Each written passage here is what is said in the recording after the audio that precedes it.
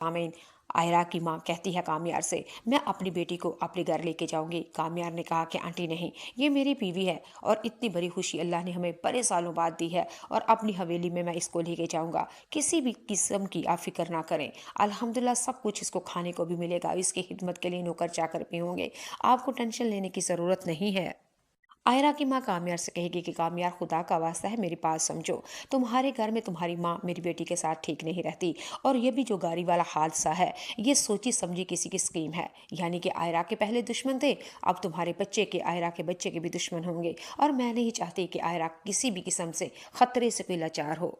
कामयार को गुस्सा आ जाता है और आपे से बाहर हो जाता है और कहता है, ये आयरा मेरी बीवी है और ये मेरा बच्चा है, मैं अपने घर लेके जाऊंगी। नाज़रीन और सामीन, अगली एपिसोड में आप लोग देखेंगे दादू आयरा के वालदैन को कहती है कि प्लीज़ आप समझदार हैं, ये तो गुस्से में लाल पीला हो जाता है, घर जाएगा मैं इसको समझाऊंगी और आयरा को खुद छोड़ने आपके घर में आएगा। आप दोनों जिद मत बनाएं, बल्कि इस मौके को खुशी और गनीमत समझते हुए एक दूसरे को मुबारकबाद देते हुए और अल्लाह से दुआ करते हुए ये दुआ करें, अल्लाह ताला खैर व आफियत से ये मुबारक लम्हा अल्लाह ताला बरकत वाला कर दे और हमारे घर में की खुशी दे, आयरा की भी ज़िंदगी खुशबाश और हमारे कामयार और आयरा की गोद में अल्लाह ताला हंसता बसता सेहतमंद बच्चा दे। अगली एपिसोड में आप लोग देखेंगे कि उनके दादू तो कोई समझदार थी और दादू ने बहुत अच्छा समझाया और आयरा के मेके वाले भी समझ चुके हैं और कामयार आयरा को लेके अपनी हवेली में आ जाएगा। घर में आयरा आएगी और कामयार से कहेगी कि मैंने अपनी अम्मी की तरफ जाना है, मैं इस घर में अब एक मिनट भी नहीं रुकूंगी। और आयरा कामयार के आगे रोने लगी। नाज़रीन और सामीन, जब आयरा कामयार के आगे रोएगी और कामयार के दिल के ऊपर जैसे आयरा के आंसू गिरेंगे और वो उसको रोता हुआ नहीं देख सकेगा। कामयार आयरा से कहेगा कि चलो उठो, तुम्हारी खुशी में ही मेरी खुशी है, मैं तुम्हें रोता हुआ नहीं देख सकता, तुम्हारे आंसू मेरे दिल के ऊपर गिरते हैं। और कामयार आयरा से कहेगा, मैं तो तुम्हें कहता था कि मैं तुमसे मोहब्बत नफरत करता हूँ, लेकिन तुम्हारे आंसू ने मेरे दिल को पिघला दिया है और वही नफरत मोहब्बत में बदल चुकी है, क्योंकि तुम मेरे बच्चे की माँ बनने वाली हो। अगले एपिसोड में आप लोग देखेंगे कामयार आयरा को उसके मेके छोड़ के घर आता है और कमरे में बेडरूम में अकेला बैठा सोच रहा होता है, आखिर ये आयरा के साथ हादसा करवाया किसने।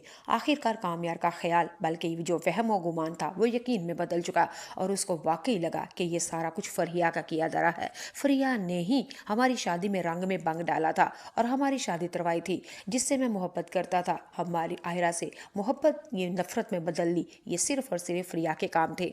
और क्यों ना कहीं ऐसा ना हो कि आयरा के पेट में जो बच्चा है और वो मेरा है और फरीहा इस खुशी को देख नहीं सकती, कहीं उस बच्चे को आयरा को मरवाने के लिए ये फरीहा की तो चाल नहीं थी।